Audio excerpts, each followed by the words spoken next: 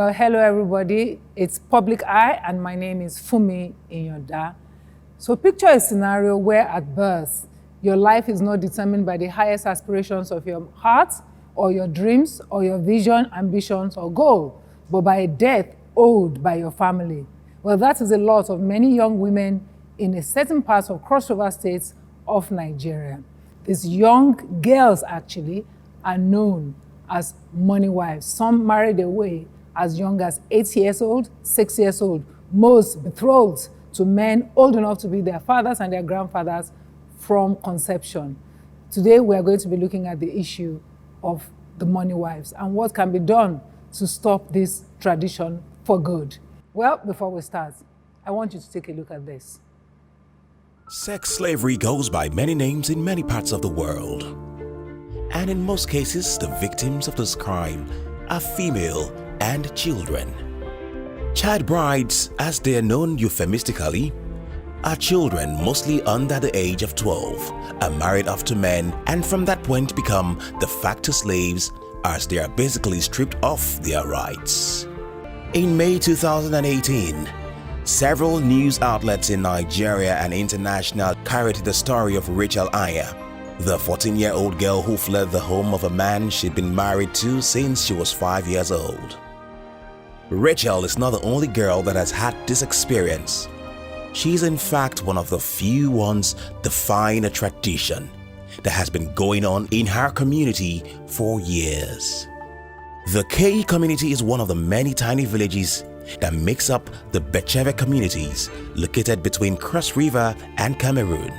In these communities, the practice of Okenegoro is recognized as a legal method of reclaiming debt. Okenegoro is a practice whereby parents give their children to men as a method of debt payment. The children given out in these arrangements are called money wives. A money wife is a de facto slave. She has no rights over herself or offsprings. They are basically sex slaves. It is 2020, and it doesn't appear that there has been any effective action taken. Child marriage is not only practiced in remote villages like Keyi, it is common in almost every part of the world. In the face of policy failure and a lack of political will to enforce laws, what hope do girls have in the face of systems that seems designed to keep traumatizing them?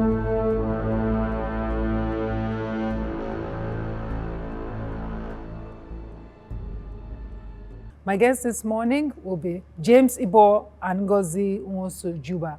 James Ibor, you are a human rights lawyer. So James is the principal counsel at Basic Rights Council, which is the litigation arm of Basic Rights Council Initiative. Thank you. Right. And beside me also is Ngozi Nwosu Juba. Nwosu is a human rights activist and project director at Vision Spring Initiatives, which is an organization founded with the mandate to mainstream gender and participatory leadership into Nigeria's educational and leadership sector. That's a lot of work. Good to see you both. I mean, Ngozi, I'm going to start with you. Why does everybody hate women? I wish I have the answer. I really do not know. It just seems like that. Yeah. You know, I'm tired of pretending about it. I'm tired of being nice about it. Absolutely. I don't want to be nice about it. I really don't get it. I really do. At times, I feel that we shouldn't actually be part of this planet. Something is really wrong. I think that there's some regret. Even people who don't even know how we came into the world don't want to see us. Because how do you describe it? You know, how do you begin to describe where a girl child is hated so much? It's not even money wives. They are slaves. You know, when we say money wives, we are painting a beautiful picture. You know, they are not wives, they are slaves. You took people, someone gives birth, and in this our culture, people are saying you must have 100 children. I have just one, and I know what I go through taking care of her. And then people have 3 or 4 or 5. You need them, that's why you have them. And then you give them to someone, and you close your eyes and you don't picture what's happening to that child. I must agree with you that women are hated in Nigeria. Okay, I got that out of my chest, and we got it off our chest. So let's go back. James, this story became big in 2017, especially regarding the one from Cross River State. I mean, there's been a lot of talk about child bride in many northern states of Nigeria, but oftentimes there isn't any attention or very little attention to other parts of Nigeria. So when that story broke, it really did shake a lot of people. And we thought that from that then on, especially given the response from many arms of the government, that something would happen. What has happened since then? You are right in the heart of it in Cross River State. You take care of all of these children. You know, what has happened to start with? Has anything, has the needle been moved from one point to the other on this issue? Yes, I think some form of action is actually some form of awareness is taking place, because the government also felt embarrassed, even when most of them were aware of this. I got to know about it in 2016, and I was sad that I've lived in Cross River State all my life, and only in 2016 I was getting to know that there is anything called child marriage. As Ngozi described it, it's actually slavery. And that was when I became the chairperson, Child Protection Network. I started interacting with persons at the grassroots and even in Bechebe. And when they told me, I was tuned, and we started investigating, and the results are horrendous, very frustrating and traumatizing. So in 2018, we decided, with the support of Ford Foundation, to go to Bechebe, the community in the spotlight. And it was very frustrating. And I knew why people don't know about it, people don't talk about it, because they also have a cultural practice not to talk about it, not to discuss it.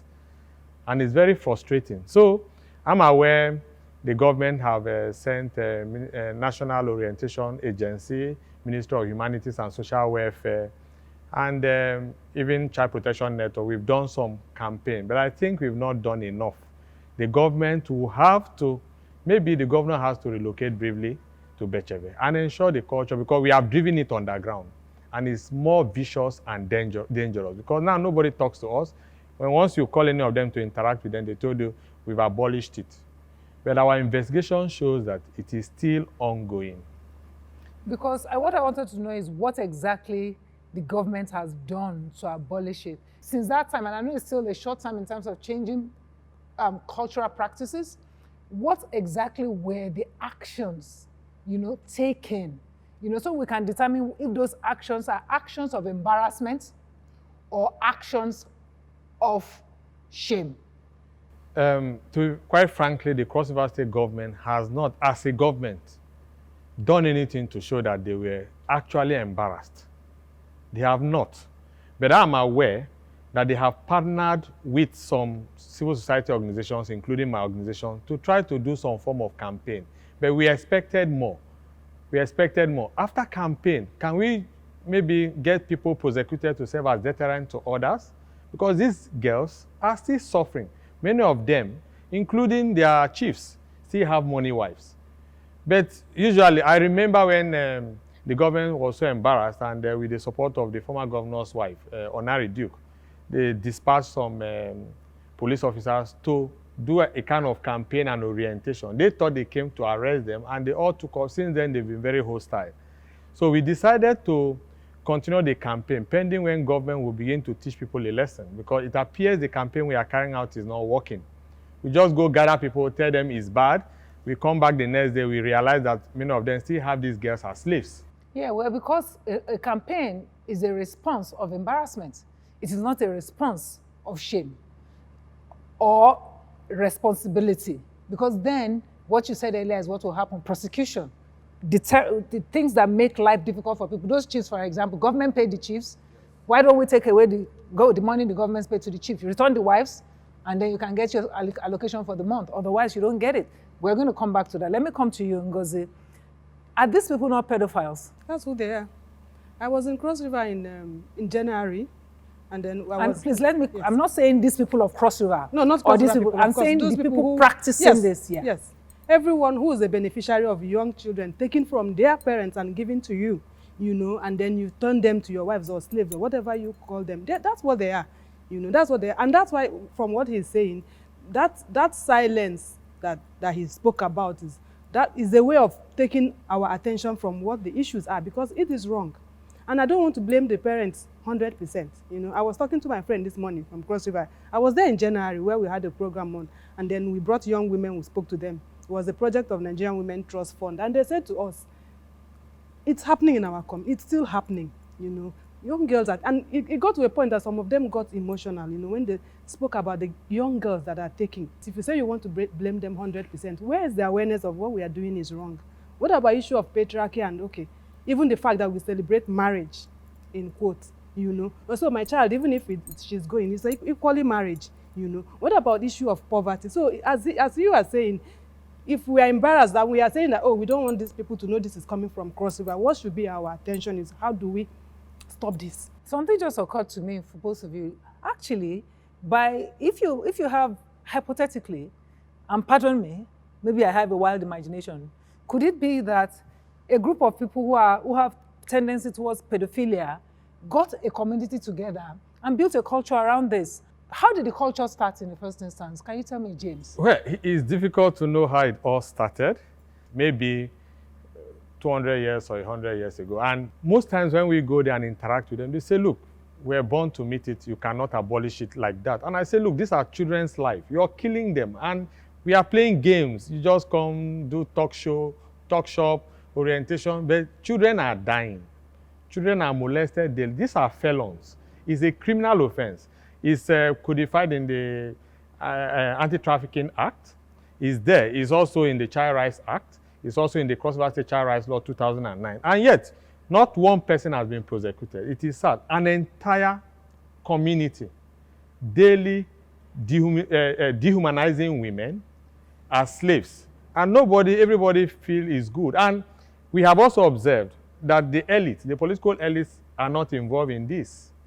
But somehow they don't want to incur the wrath of the chiefs, the custodian of culture, maybe because of the superstitious belief around it.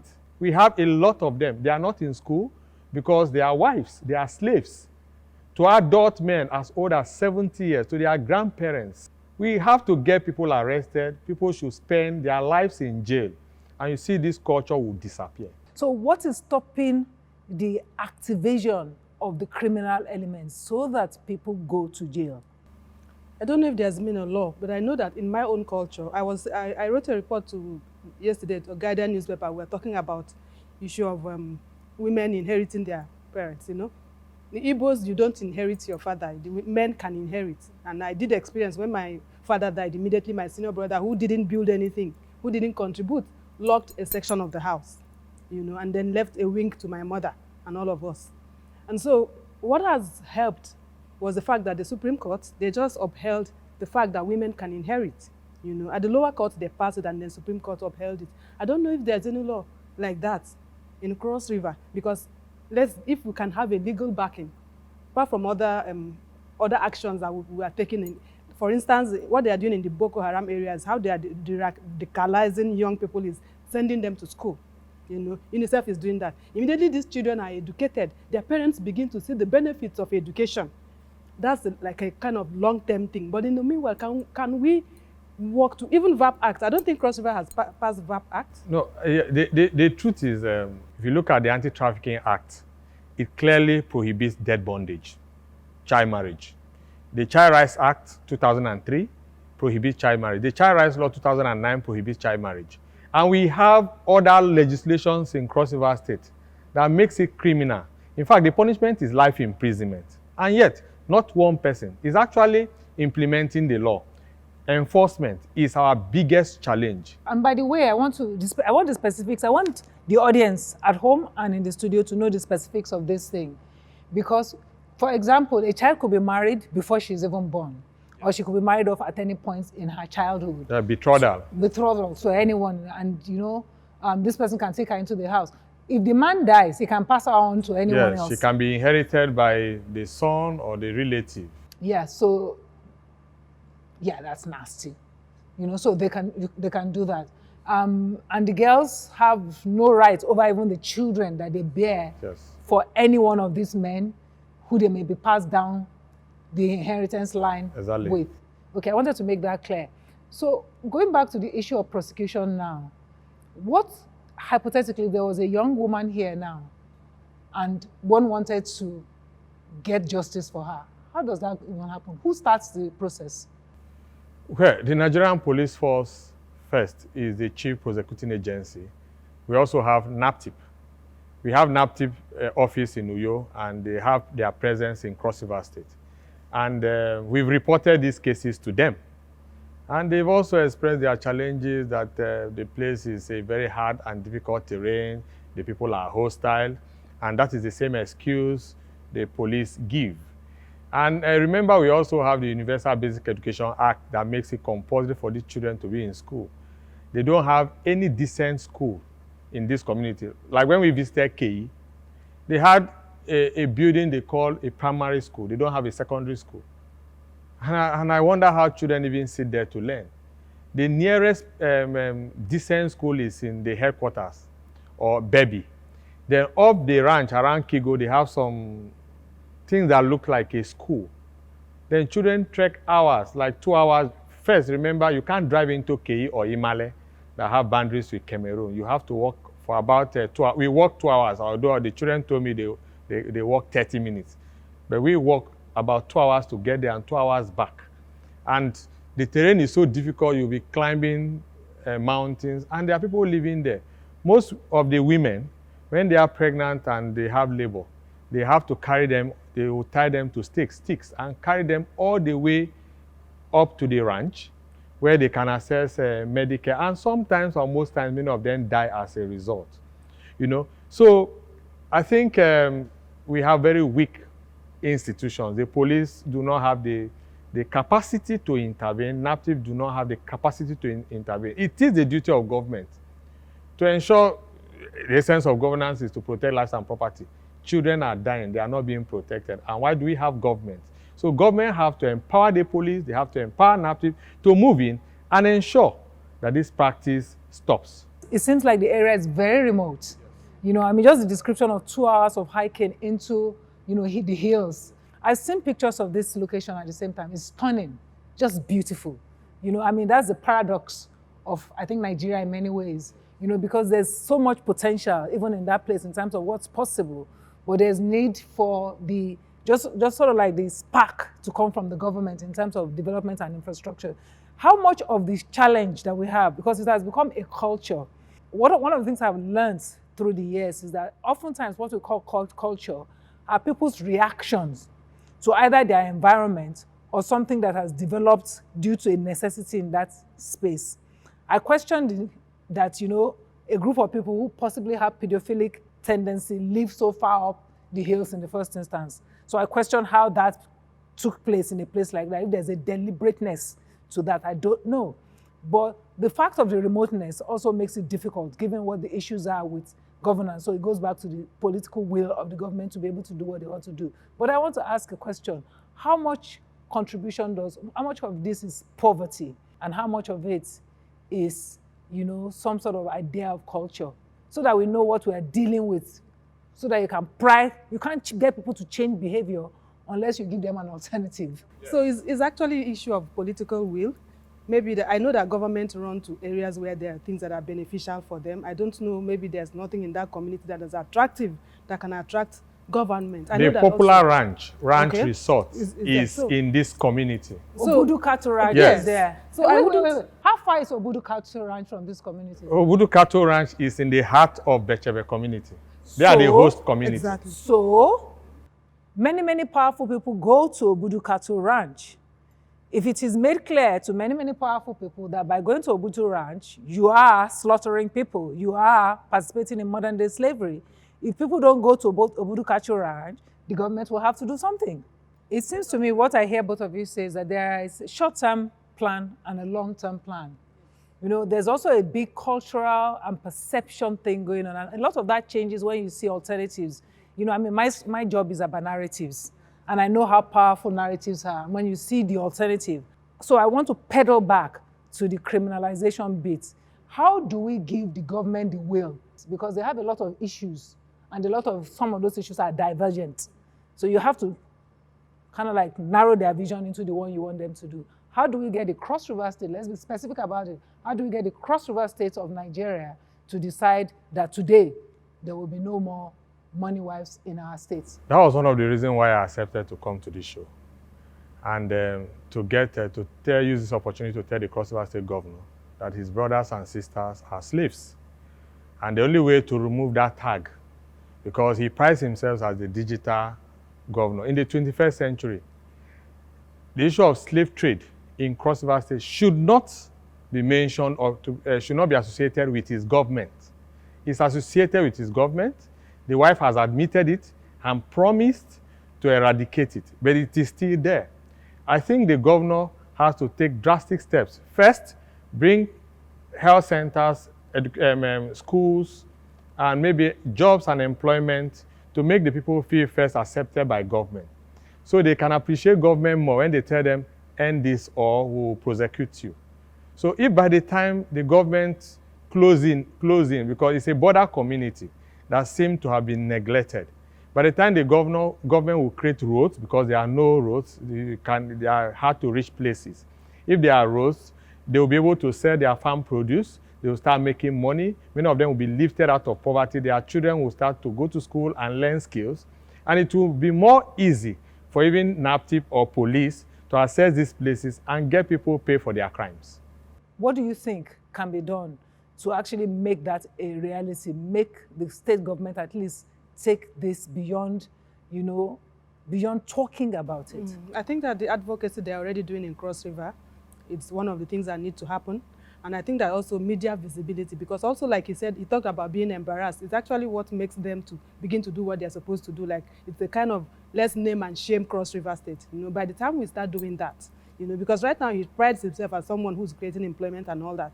Let's always remind him of that, about that community that has been forgotten. And then the parents themselves who do this right now, like he said, employment is critical, or a way of making their area open to market. So whatever they have, they sell. Because one of the things that's driving this is poverty. So if you are okay in your home, then it won't make sense for you to send out your child, except if something is wrong somewhere. So those are the basic things we can do. At the level of government, with the advocacy, we'll get to a point where people who have gained awareness can go to court. Right. Yeah. And that point you made about just that simple act of actually accessibility, so you can open the place up to markets and tourism, could maybe also change the economic realities, which might change the cultural practices. All right, I thank both of you. We're going to take a short break. When we come back from the break, we'll be joined by NAPTIP, so we can take the government angle also, right after the break. Right, welcome back. It's Public Eye. We're now going to be joined in the conversation by Mr. Daniel Atokolo. Mr. Atokolo is the Lagos Zonal Commander for NAPTIP. NAPTIP is the National Agency for the Prohibition of Trafficking in Persons. Good afternoon, Mr. Atokolo. Good afternoon, ma. Thank you for having me. Thank you for joining us. Thank you so much. Right. I mean, I wanted to play for you a conversation. I wanted somebody else to join us in this conversation. She had agreed to join us. Her name's Lovelyn, and she was going to talk to us about her own experience of being a money wife, but she was stopped. The conversation couldn't go on. We just couldn't do it anymore on these issues. Let me start with you. James, once again, what did you make of that? It shows you how entrenched, how difficult the resistance against any change, possible change. So government is always government. Government is powerful. We pay taxes. Government has to move in with all their might to save the children crying daily for liberation. I hear you saying government and try not to look at Mr. Atokolo. So you are a government institution. You represent a government institution. Why, as NAPTIP, in conjunction with other organizations, not being able to stop this practice in Cross River State? Thank you very much. It's not as if NAPTIP and other organizations are not able to stop it. You look at this thing, look at it. What is NAPTIP? We are set up to combat human trafficking. We are set up to discourage this modern day slavery. We are set up to punish offenders of human trafficking. We are set up to investigate cases of human trafficking. We are set up to rescue victims of human trafficking from places of exploitation, bring them to a safe haven, try to find out what their needs assessments are, and then empower them, and let them become functional members of society once again, introduce them gently into the society. But all what we're talking about here revolves around the culture of a particular place. And this culture, it's not as if it's cast from heaven. It is people that came up and decided to do what they thought was their best interest in those days. Now, we should be addressing this issue this way. I had the barrister here talking about the accessibility of the area, very difficult to get to. The government has a role to play to open up that place. If the place is opened up, movement becomes a lot easier. Even this culture, this practice of baby wives, money wives, how much are they actually owing that they have become slaves for life? That a whole generation becomes slaves. How much was the initial debt? If you move there with the force of government, you move there with the force of security, and you say, this is what we shouldn't do. People want to get up, you clear their doubt. Impunity continues to persist when there are no sanctions. The exploitation of the weak by the strong. My brain is fixated on the question, what kind of debt? Money are we talking about? That is it. Averagely. What is it? Like some of the children and girls I interacted with, some of them don't even know how much was paid in their head. Then some of the men told us it's 5,000 naira. This is what yes. I am saying. 5,000 This naira. is what I'm saying. Yes. That what is this debt we're talking about? So if, for example, the government decides, look, let's start with, let me even pay you all back. As they say in Nigeria, they will say they paid Niger Delta, they pay Boko Haram, pay us too. Okay, let all these debts come, take. Let's start with that. End the debts. Can that solve the problem? That won't solve the problem. I'm saying how ridiculous yes. it is in terms of even just looking at solving the problems. How much are they owing? That debt of 5, even if it is 100,000, everything that has a beginning must have an end. Yeah. Why is this one What's not the having an exit end? clause?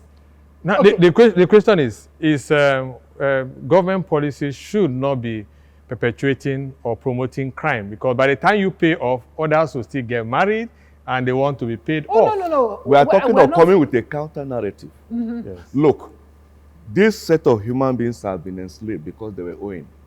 And we say, how much are they owing? By the time you start negotiating that, they tell you 5,000, the interest has risen up to 200,000. I think the best thing is to bring development See, and punish people who want to is it. perpetuate it. Look, let the place be developed. How come in the year of the Lord 2020, a particular location in Nigeria has no road?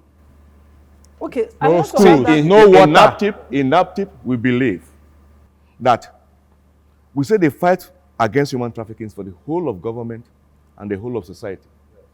Every layer of government has a role to play. And let me tell you, in NAPTIP, we believe if every person, every government official is to do judiciously what he's supposed to do, chances are that some people will never be trafficked. People will not be trafficked. We know people who got trafficked just because they were looking for social amenity. They want to have more light. Somebody's a barber in the village, there's never light. He comes to Lagos because he wants to see light. And when people get drawn from their zone of comfort to a place they are not comfortable, they become available to be exploited and to be trafficked.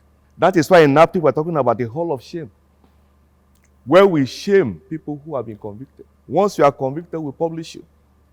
We make you an example of how not to behave. Yes. Does shame work in Nigeria? It does. It does. You see, it does. It is because most people get away with impunity. That is why.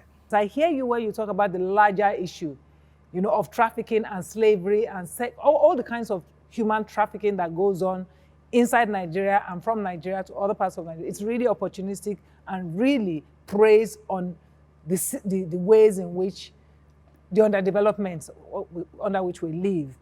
Now, for Cross River State in particular and this issue, is there a particular NAPTIP recommendation to government?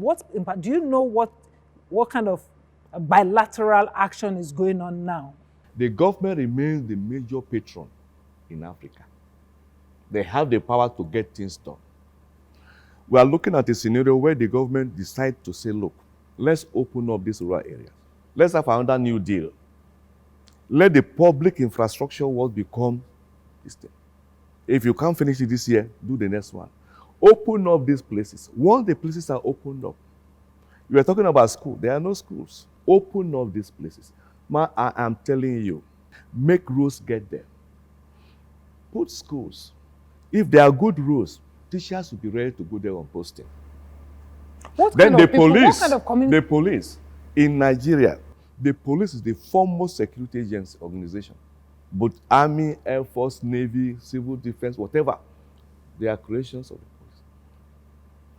Get the police to do what they are supposed to do, empower them to do what they are supposed to do. There. All those people who have become teen gods, insisting on the culture, is because they have not met a force that is bigger than them.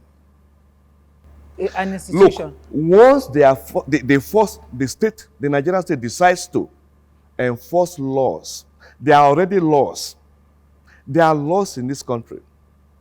We may not be enforcing them as we should, but there are laws.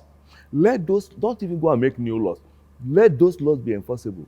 What sort of people are these? Because oftentimes what I've found is when we're raising an issue like this, we also become guilty of reducing the people to that story.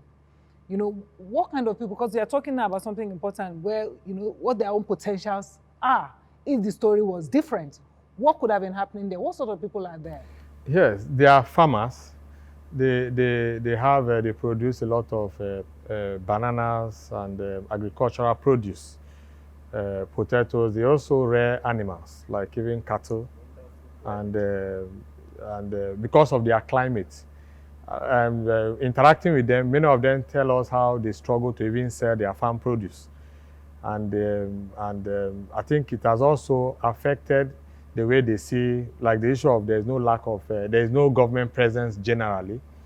And I remember the Cross River State government some years back promised to develop the areas.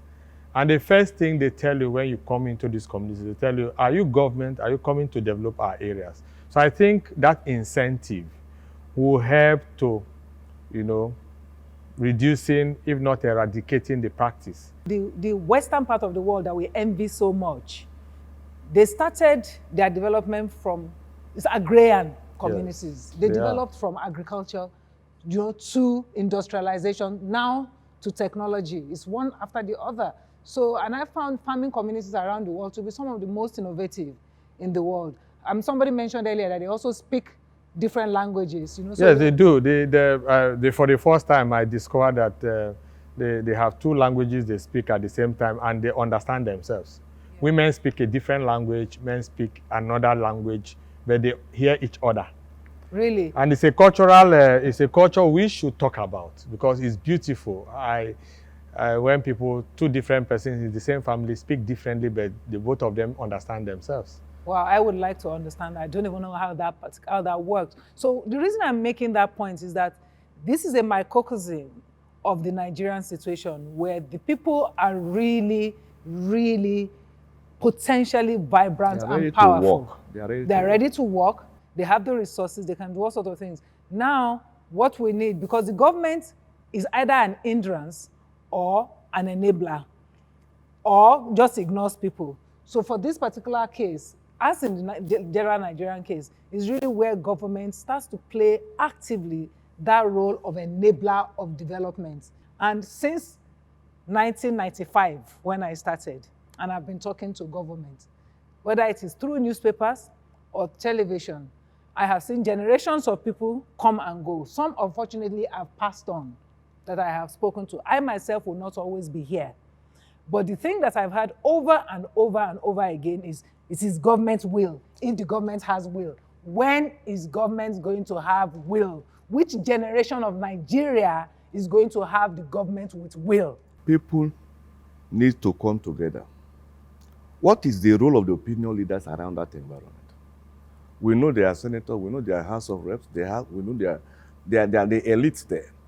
This thing will start from those who say, this is enough, this cannot continue. These people must come together and determine to improve the lot of their people. Most of the time when our people go to overseas, it's because those people did their homework and they made the place attractive. Look at Dubai. It was never like this, even in the 70s.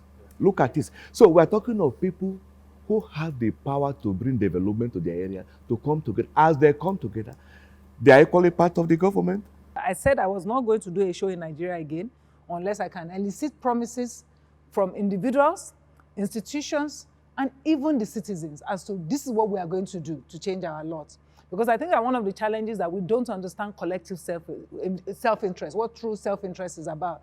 So until we build a nation, we have nothing anyway. How we do that is what I'm concerned about. But before then, I want to involve the audience. This is a COVID-safe audience, so we don't have as many people as we would, but we'll still try and get as many voices in as possible, because I want to hear what the people's opinion are, particularly because we try in the audience to get younger people, because surely a new generation will take off, and how are they going to do it differently? We'll take that and then we'll come back to what NAPTIC can do right after the break. Thank you, Mom.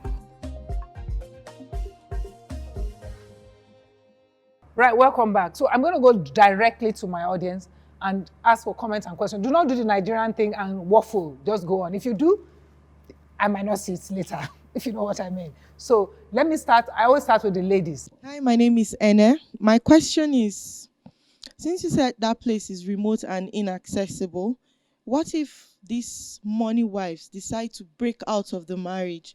Who should they run to? Like, I mean, you said you planned staying there for 2 weeks when you went and you were attacked and you left in 5 days. So who should they run to? Who should they seek help? What voice do they have if they decide to break out of the marriage? Hi, my name is Olusegun Michael. I'm not asking a question. I just want to add to what Mr. James previously said, because we need to understand why these people do what they do. Because I'm looking at the logic behind the family. I mean, the father and a mother, easily giving out their daughter. So it might not be probably to pay up a particular debt. They might be feeling that they're not able to, sustain the child or those children that they have. So it goes beyond clearing a debt at a particular time. So even if they are given incentives or they are helped to pay up those debts, it might not even solve the problem. So I think what we need to look at is it's exactly what Mr. James said, that the government needs to look at how they can help this society. Because you're talking about there's no light, no water. They have to get to the medicals and the schools that are very far away. So if the government can find a way to provide those things for them, those basic needs for them, and then find a way to reduce the poverty level in that area, it might be easy for them to now be advised or talk to about stopping this act. Thank you. That's the first question I thought maybe you could address, that if a money wife wanted to break free today, where should she go?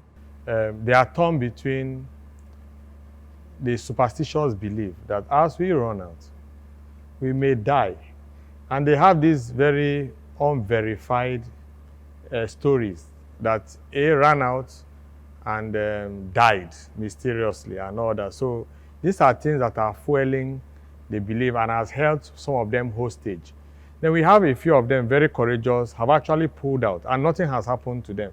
But they are still struggling within the community, because NGOs depend on public resources that are always not coming as you want them to come. So we are actually limited as a civil society organization. But if by the time government, like NAPTIP, if NAPTIP is empowered, or the police, or even Minister of Humanities and Social Welfare, Minister of Women Affairs, are empowered to provide skills, education, this is very sustainable. I can just get a grant, like we got a grant to empower a few girls. That hasn't really solved the problem, because the money we gave them cannot take them off the community. We managed to take out about 2, and we couldn't, they already had kids. We couldn't accommodate their kids, and separating them and their kids became a problem. We couldn't source the money to accommodate them and their kids. So we also became helpless. And the Minister of Humanities and Social Welfare, government is aware of even the little efforts we made, which was never supported. Right.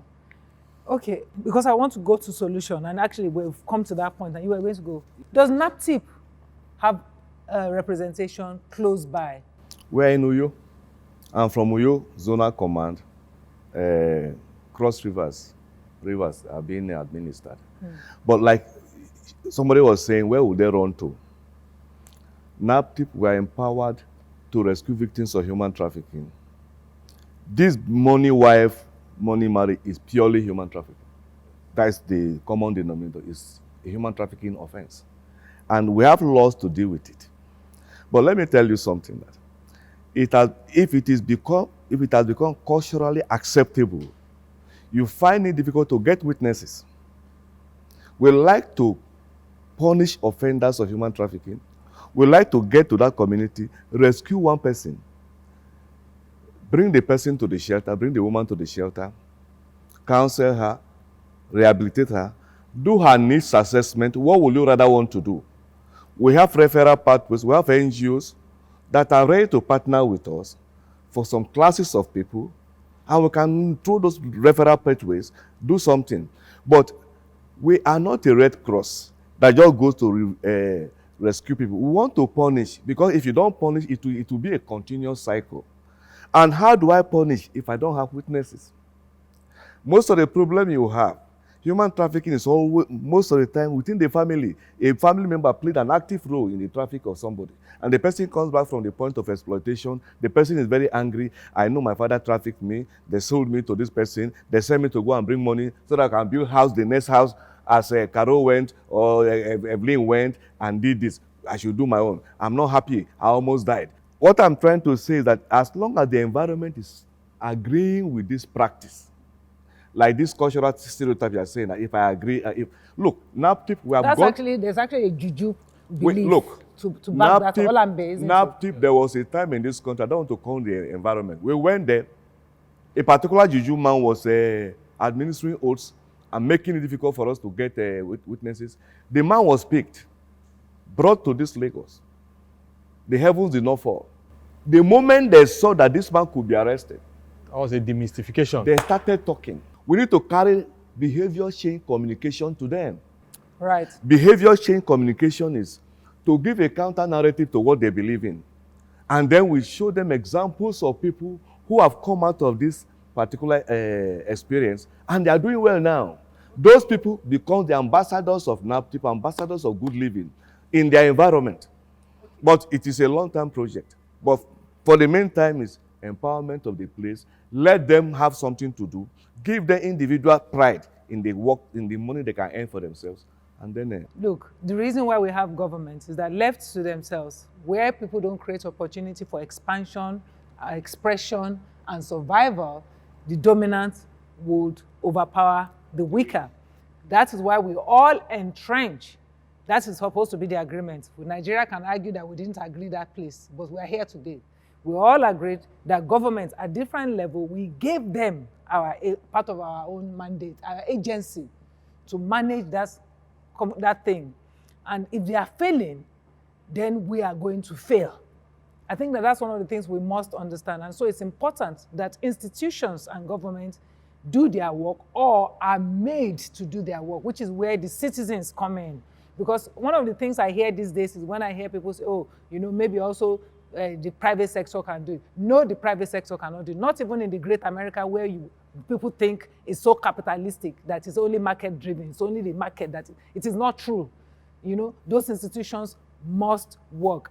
But before then, you were going to say something. So Yes, on the issue of institutions, I remember when efforts were made to even carry out some arrests. First, the police officers that were sent to these communities were not mobilized financially to even assess these communities.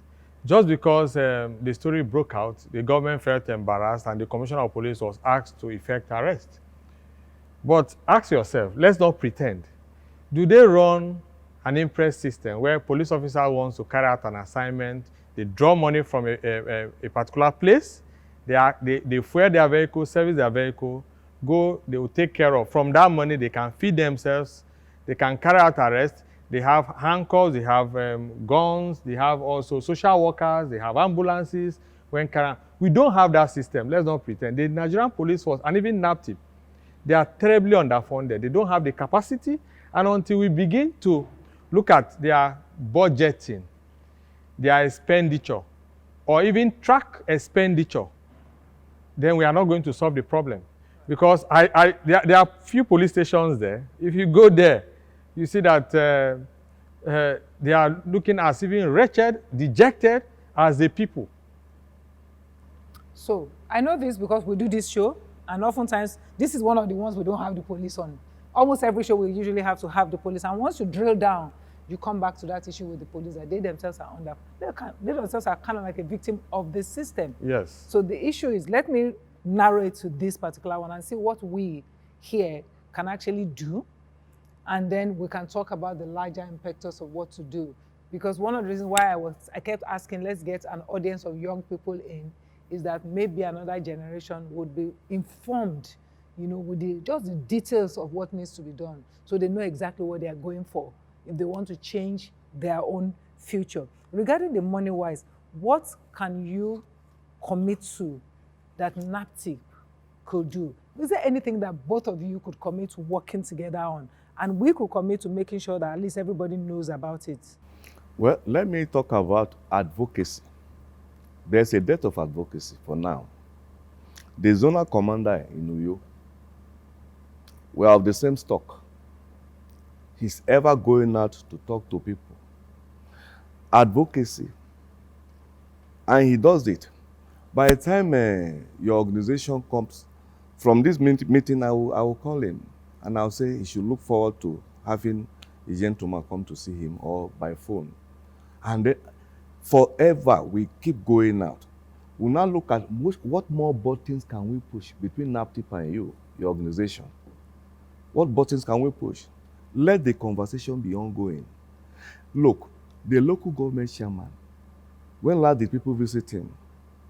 When last did people tell him that this is what we need you to do in this particular place? Like I was saying, there was a time Let me, because I've run out of time, I want you to really zero in on that, because it's possible when you do what you do, we can actually be the one tracking the story.